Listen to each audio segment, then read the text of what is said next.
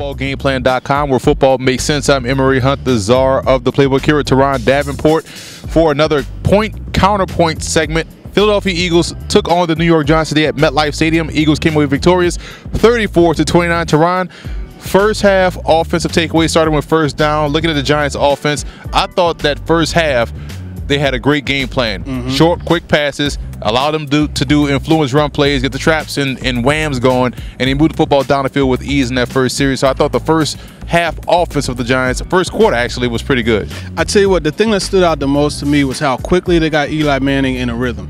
And then in addition to that, they were benefiting from off covers. I tell you, as a receiver, you could 1, 2, 3 and get into your route without anybody being there. It's so easy, and that's how that passing game got off to such a fast start. Eli had what, over 100 and something yards in the first quarter, and they just proceeded to just drive down the field and really take advantage. So you're right, they got him in a rhythm. The tempo really, and talking to some of the guys in the locker room, that's what they said. The tempo is something that they have to adjust to. That's what a few teams in the last couple of weeks have done. They found success. And that middle of the field was wide open all first quarter. In the second quarter, we saw the Eagles make some adjustments, and offensively for the Giants, they really couldn't get anything going in that second quarter. Eli finished the half, quite honestly, with 33 pass attempts. That's unheard of en route to a 51 pass attempt day. But first half defensive takeaways, I thought the defensive game plan, you saw it right off the bat. They were aggressive. They did not respect the fact that Wentz wasn't out there, so they didn't have to worry about the athleticism beating them. So they were able to get after Foles, frustrate him in the pocket, and they really couldn't get any rhythm going offensively from a normally high-powered offensive attack. Yeah, I think for the defense, it really started with Olivier Vernon, and he was able to win matchups against Halapoulivaati Vaitai. Yeah, Halapoulivaati Vaitai. He got it. Showing off. But no, seriously though, he was able to win those matchups and get pressure, get Foles up, to move. And like you said, he's not the same athlete that Carson Wentz is, and you saw the results. But later on, they were able to make the adjustments. I think just some of the stops that they had against the Eagles, their second and third drive, and they went up 21-7 or 20-7, and that kind of set the tempo for what looked like was going to be an upset. So leading off second down, when you look at some of the takeaways on offense for the Eagles in the first half, I thought they did a good job of just weathering that storm. They were able to find Alshon early, and then they hit Alshon Jeffrey for the touchdown. That's something that his catch radius really benefited Nick Foles. So I think that was a good thing that they did. They also went to Trey Burton. They were able to establish Alshon early and then use him as someone to take away the defense and get Trey Burton open on that seam route for the second touchdown. I like how they also was able to attack the perimeter in the running game. They couldn't run downhill against the Giants, but they found success running off tackle. You saw so many lanes, almost like it was punt team. They sealed that wall off, and Ajayi or whomever was going to get that football was able to get outside. Clement was able to get outside. Yeah, they ran the football well on the outside against the Giants in the first half. And in doing that, they took advantage of the athleticism along the offensive line. Jason Kelce, I say it over and over again, if he's not the best center as far as blocking on the move and getting in space and getting those blocks, I don't know who is.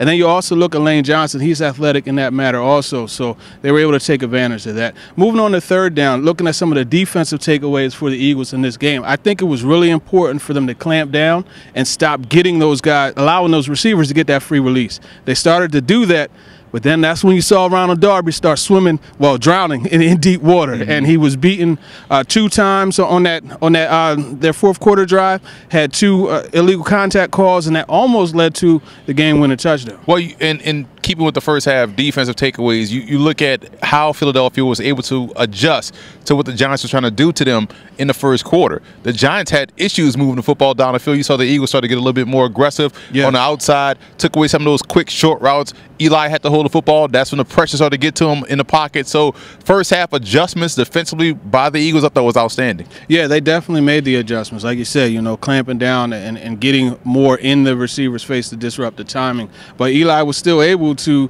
come away with over 200 yards passing in the first half. Yeah, moving on to third down, second half offensive takeaways for the Giants. They came out and they switched it up a little bit. They made their adjustments at halftime, but it still wasn't enough to really keep this offense going. They were sputtering. They were flawless on third down in the first half. In the second half, they could not get or stay off the field or stay on the field, sustain drives, and that allowed the Eagles to get right back in this game. Yeah, that was definitely important. And just they continued to get away from the running game. You have to stay balanced. And that's something when you talk to these Eagles defenders, they come in and they say the first thing they want to do is make a team one-dimensional. In this case, they made the Giants one-dimensional, but Eli Manning was still able to connect with his receivers in the passing game. Yeah, defensively, I thought that's when they started to turn up the heat a little bit.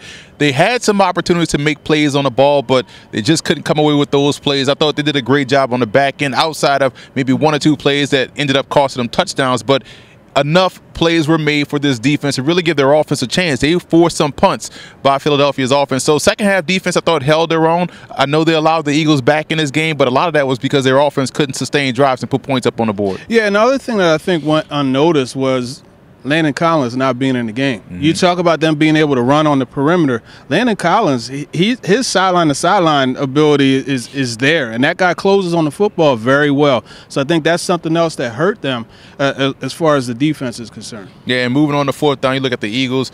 I know you saw some things that really caught your attention in that second half from Philadelphia. Yeah, I tell you what, man, just the way those defensive backs, specifically Ronald Darby, he was getting abused. And you know, Darby is a guy that I've always liked as a cornerback, so it's frustrating to see him struggle like that.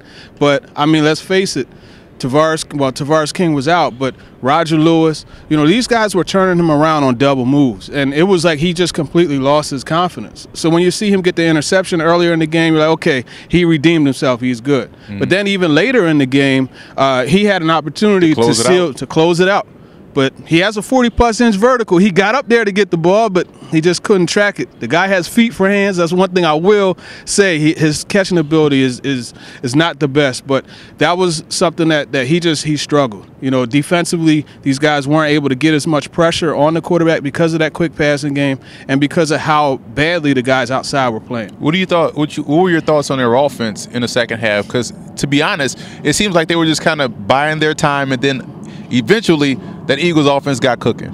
Yeah, it did get cooking, and I think one of the things that they took advantage of was the matchup, Daryl Morris against Nelson Aguilar. And every single week when this Eagles team takes the field, for the most part, they have the advantage with Aguilar against the opposing team's number 3 corner, and they started to take advantage of that. So I think that's really what they were able to do. They were able to run the football well also, so those were some of the things that stood out to me. Yeah, Aguilar had a really good day. If I had to give an offensive MVP for the Eagles, I would probably say Foles, but yeah, Aguilar really stepped up big. Who is your offensive MVP for Philadelphia? Well, you know, I'm going to say Nick Foles, and I think what he needed to do was come out here and execute the offense and allow things to still flow, you know, through his right arm. And that's what he was able to do. Ended up with 4 touchdown passes.